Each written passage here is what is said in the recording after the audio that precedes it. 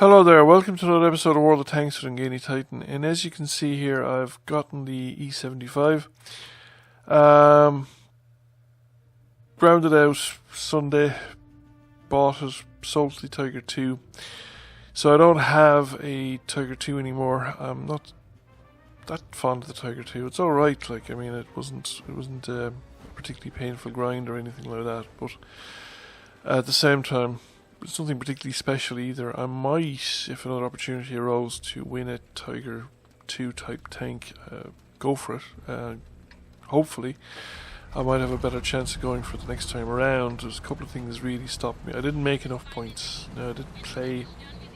Once I kind of knew or given up on getting both the Hidden Stug and the Tiger 2, I kind of reverted back to the grind, mostly. I still played a reasonable amount of the tier 5 tanks to make sure I kept up with the points, but once I had the Stug, then I completely relaxed off the tier 5s. And mostly played the tier 8 tanks that I was grinding out on. This is actually the first game I had on the E75, but it's not stock. I had a kitty of about 198,000 free experience built up since early summer, late spring. I think the last tank that I spent free experience on was the T10. Not sure how far back I got the T10 for, but I've had it for a while. But I've only had about 5 games played in it. But I did spend the free experience to not play the stock T10. The stock T10 has the D25T gun that you get in the IS, the tier 7 IS. So I skipped that. And I went straight to the BL9, I think. The BL9 gun, which isn't... It's okay. It's the tier 8 gun. And that's okay. I was happy enough with using that gun at tier 10.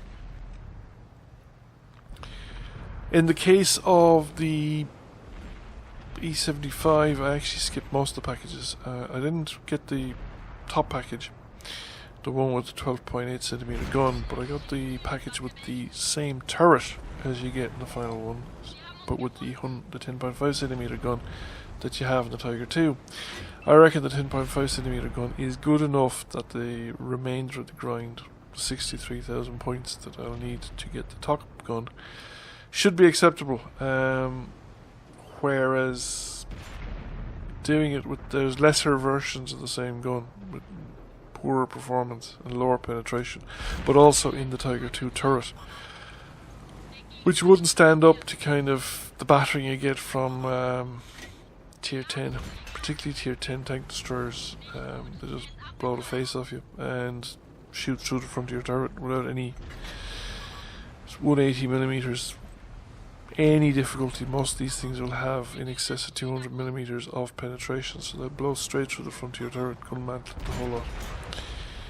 And that makes the grind pretty painful, because you're then trading shots with tanks that are doing twice the alpha in many cases, or certainly in excess of the alpha that you're doing back, even if you are penetrating, which is no guarantee with the 105mm gun or any of the earlier variations of it. So I thought there's no point in hoarding all this free XP if I'm not going to use it, so I used about 90,000 XP to basically skip the lower packages, unlock the top turret, and a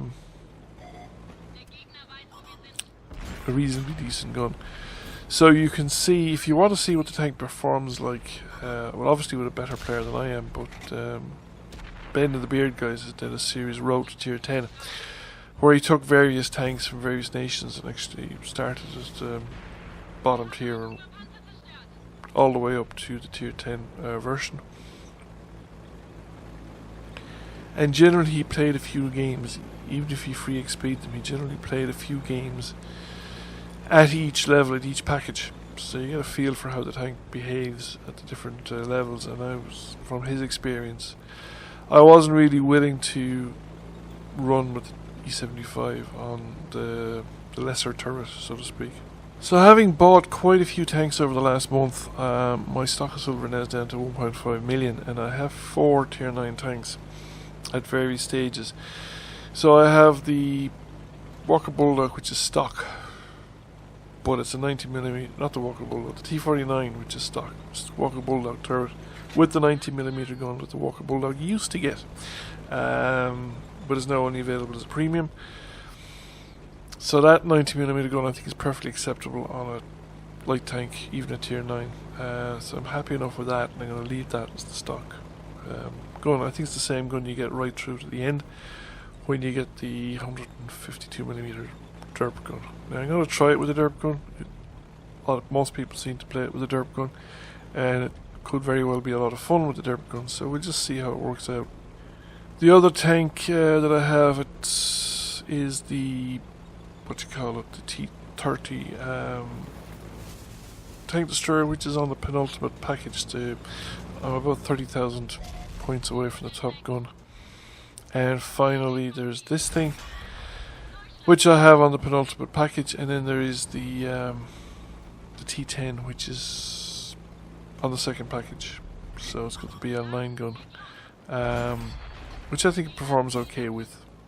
So 1.5 million silver. It'd be interesting to see how the silver lasts me. I'd probably focus on the E75 and the T10. Maybe, I'm not sure. Depends on the humour of form I'm in. But I intend to sort of cut down a little bit, just to try and get the daily doubles on each of the tanks during a given day, just to keep the grind going, but not particularly big sessions on any of them, on any of these things. Just cut down a bit and try and play some other stuff. I'm actually quite satisfied with the E75 at this level. I think it lives up to its reputation once you get to this stage with the tank. The best of the video is over, in the sense that I do have further engagements, but the connection, my internet starts to deteriorate from about towards the end of the fight here with the Gronigich. The video starts to get shaky, it starts to jerk, the motion becomes jerky, and you'll see that the ping, the green bars go down and up and down quite a bit.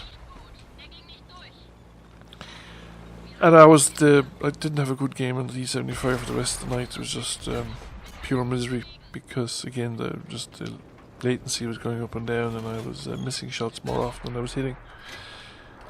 As I said though, once you reach this point, I think the E75 lives up to its hype. You've got a very good turret, you've got good hull armour. You will bounce a lot of shots, as I just did there from another E75. And you have a reasonably decent gun. It's not a perfect, obviously I'd say the top gun would be much better. As you can see here, I'm going to bounce one off the front plate, the lower front plate of that E75, premium round even, with what, 340mm of penetration. So it is, probably should go for more tracking shots and then try and get round people. But yeah, I think I'm happy enough with this tank. It's a decent tank. And I'm quite happy also to have spent the XP, because I was storing them up for this kind of thing. The tier 9 grinds are the worst if you're with bad guns, and they can be really painful. And that's what you save up the XP for, to avoid that. Whereas much of the lower tier grinds are relatively short, 25,000-30,000 XP. You'll knock out quite quickly, even if you just confine yourself to daily doubles and just wait for it. You know, if you're not in a particular rush and you just play some other tank primarily and just do the daily double on the tank you're not having a good time with. So that's it. Thank you for watching. I hope you enjoyed the video. If you did, please like and share. If you have not already done so, please subscribe to the channel. I will catch you all again soon. Bye for now.